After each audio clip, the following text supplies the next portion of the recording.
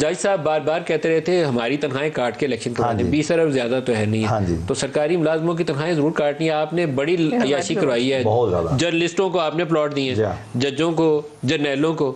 कल सुबह सारे प्लॉट की तफसील असम्बली में पेश करें, सब कैंसिल करके बेचें, पैसा इकट्ठा करें, इलेक्शन रिफॉर्म करें और फिर आगे इलेक्शन करवाएं। साहब हिम्मत करें, मुझे कहना नहीं चाहिए, मैंने बतौर सेक्रेटरी प्लाट मेरा हक था, मैंने नहीं लिया। सिंध में सिविल सर्विस मेरा हक था, मैंने नहीं लिया। पंजाब में मैंने तो नहीं लिए। लेकिन मैं आपको बताऊं, जजों के प्लाट इलीगल हैं सारे। कैसे? आप मुझसे सुन लें। इनकी तनख्वाहें के लिए आइन में लिखा हुआ है कि प्रेसिडेंशियल ऑर्डर होगा, वो हम कराते हैं, हर चंद साल पर रिवाइज करते हैं। एक इन्होंने बनाया हुआ है प्रिविलेज एक्ट का, उसमें एक क्लाज लिखी हुई है कि अगर हमारी पे के अलावा कोई चीज़ है तो वो फेडरल सेक्रेटरी के बराबर होगी। इसको ये मिस इंटरप्रेट करके फेडरल सेक्रेटरी की तनख्वाह उस जमाने में थी 20,000, अभी हो गई है 2 लाख, इनकी है 15 लाख और पेंशन है 10 लाख। उसको मिस इंटरप्रेट करके खुद ही ये प्लाट लेते हैं। तो सर सुबह हिम्मत करें ना, ये तो कहानी होगी।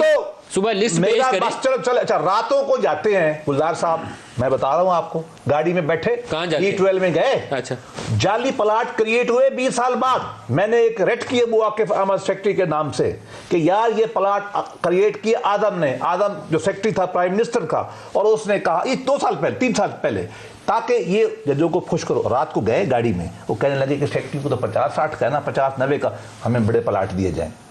ठीक है ना जी यार, ये बंद होने चाहिए। मैं आपसे इत्तफाक करता हूं, ये सारे सरेंडर होने चाहिए।